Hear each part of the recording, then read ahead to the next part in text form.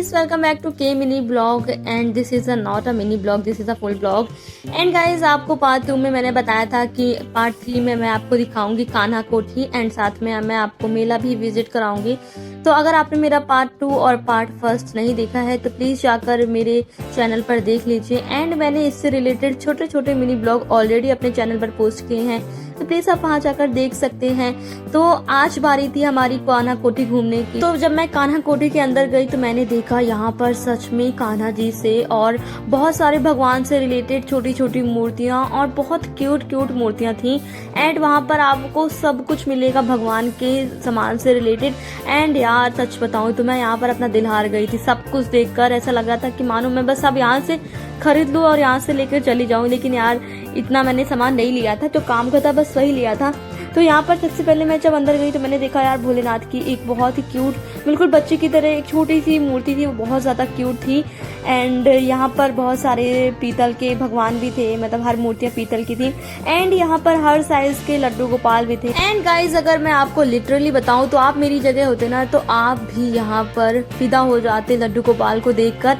इतनी सुंदर सुंदर इतनी क्यूट क्यूट लड्डू गोपाल थे ना, मतलब मैं देख कर ऐसा लग रहा था क्या बताऊँ, इतनी सुंदर थे यार, मैं एक्सप्लेन भी नहीं कर पा रही हूँ उन्हें अच्छी तरीके से। एंड यहाँ पर बहुत बड़े साइज के लड्डू गोपाल भी थे, प्लस राधा रानी का जोड़ा भी था और उनसे रिलेटेड उनके बहुत प्यारे प्यारे वस्त्र भी थे। यार मैं सच बताऊं तो हर चीज देखने में बहुत एस्थेटिक और बहुत ज्यादा सुंदर लग रही थी। फिर थोड़ा सा आगे गई तो मैंने देखा यहाँ पर राधा रानी और लड्डू गोपाल के लिए बिस्तर भी थे, छोटे छोटे बिस्तर थे उनके लिए, पलंग था उनके लिए, खटिया थी और साथ में कुछ राधा कृष्ण की छोटे छोटे क्यूट सी डॉल जैसी डमीज भी थी, जिसे देखकर आप तो मंत्र मुग्ध हो जाते। और यहाँ से फिर मैंने चंदन लिया था और लड्डू गोपाल के कुछ वस्त्र लिए थे।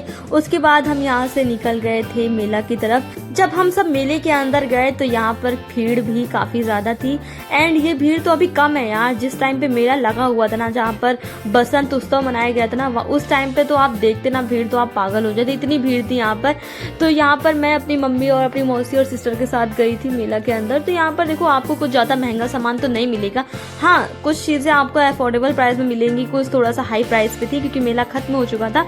ये उसके 3-4 दिन बाद का है, तो हम उसके बाद ही गए थे जब थोड़ी सी भीड़ कम थी। तो यहाँ पर सबसे पहले मैं गई थी एक स्टेशनरी की शॉप पर। एंड सच बताऊं तो यहाँ पर मेरा कोई भी काम नहीं था, बस यहाँ पर बच्चों के लिए पेन पेंसिल्स एंड बहुत सारी चीजें थी बच्चों की पढ़ाई से रिलेटेड। तो यार मेरा यहाँ पर कोई काम नहीं था क्योंकि यहाँ मुझसे रिलेटेड कुछ भी नहीं था। तो उसके बाद थोड़ा सा आगे बढ़ी तो यहाँ पर एक कॉस्मेटिक की शॉप पर आई थी। तो यहाँ पर हाँ मुझे छोटी छोटी रिंग्स मिली थी अपने हाथ के लिए, तो मैंने वो भी लिया था।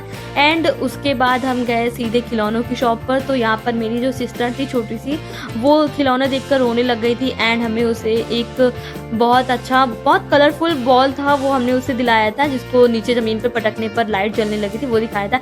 एंड यहाँ पर गए तो छोटे छोटे बच्चों की छोटी छोटी पर्सेस थी, बटरफ्लाई की जैसे थी। तो सच बताऊं तो यहाँ पर मेरा भी मन हो गया था इन्हें खरीदने का, क्योंकि यार बच्चों की चीजें देखकर मैं भी बच्ची बन जाती हूँ। और यहाँ पर थोड़ा सा हम आगे बढ़े तो फिर एक खिलौनों की दुकान पर आ गए थे। मेरी बहन यहाँ पर भी जिद करने लगी थी, रोने लगी थी। तो यहाँ से हमने एक छोटी सी उसे कार दिलाई थी और उसके बाद वो कार देखकर तो बहुत ज्यादा खुश हो गई थी। और यार सिर्फ इसी की बात नहीं, हम सब जब छोटे होंगे तो हमने ऐसा किया ही होगा। और उसके बाद हम थोड़ा सा आगे गए तो यहाँ पर हमें छोटी सी इलेक्ट्रॉनिक की एक शॉप दिखी थी। यहाँ पर छोटे छोटे टेबल फैन थे एंड छोटे छोटे हैंड फैन भी थे और कुछ वीडियो गेम्स थे और भी बहुत सारी चीजें थी। तो यहाँ पर भी हमारा कोई काम नहीं था, हमने यहाँ से भी कुछ नहीं लिया। फिर थोड़ा सा हम आगे बढ़े तो यहाँ पर हमें साड़ियों की दुकान दिखाई दी थी, जो कि कांचीवरम और बनारसी थी। पता नहीं ये प्योर कांचीवरम और बनारसी साड़ी थी या नहीं थी, मुझे नहीं पता। फिर भी हमने यहाँ से कुछ भी नहीं लिया। एंड यहाँ पर हम गए पर्स की दुकान पर। एंड ओ माय गॉड इतनी सुंदर सुंदर पर्सेस थी यहाँ पर, आप देखते तो आप भी यहाँ से पूरी पर्स उठाने का आपका भी मन कर जाता। एंड उसके बाद यहाँ से फिर हम आगे गए तो हमें स्लीपर्स की दुकान दिखी थी। एंड लिटरली बताऊं तो यहाँ पर मोजरियाँ बहुत सुंदर सुंदर थी, लेकिन यहाँ से मैंने कुछ नहीं लिया था। एक स्लीपर मुझे पसंद आई थी लेकिन उसका साइज मेरे पैर में नहीं हुआ था। तो फिर यहाँ से भी हम आगे गए, हमने देखा एक चूड़ियों की दुकान। तो यहाँ पर चूड़ियाँ भी थी और कुछ बहुत सारे अच्छे अच्छे बैंगल भी थे, बहुत सारे कंगन भी थे। तो यहाँ पर मेरी मम्मी ने तो बहुत सारी चूड़ियां ले ली थी, मेरी मौसी ने भी लिया था। तो यहाँ पर भी मेरा कोई काम नहीं था चूड़ियों से, तो मैं यहाँ से भी आगे हो गई थी। यार प्लीज आप लोग सोच रहे होंगे कि यार मैंने कुछ लिया भी है कि नहीं लिया, क्या क्या लिया है मैं आपको आगे बताऊंगी। तो यहाँ पर मैं आगे बढ़ी तो यहाँ से मैंने सामान लेना चालू किया था, क्योंकि यहाँ पर मेरे से रिलेटेड कुछ सामान तो था। तो मैंने यहाँ से रिबन बैंड लिए थे बहुत सारे और कुछ क्लचर्स लिए थे।